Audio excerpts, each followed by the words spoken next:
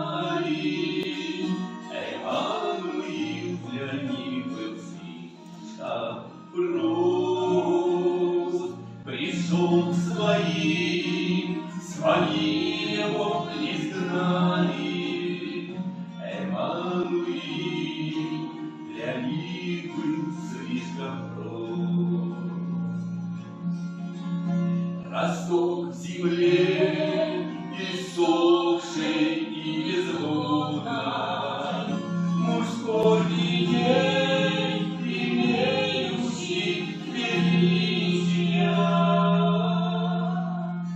Таким явился в мир единородный, царь всех царей без царского отличия.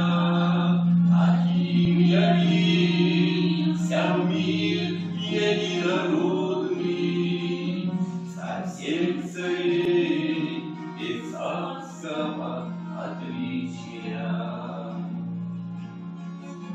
И был ответ, был людьми не узнан, его речей они не разумели. Был путь его непонимание вкусла, хотел собрать, а не захотели.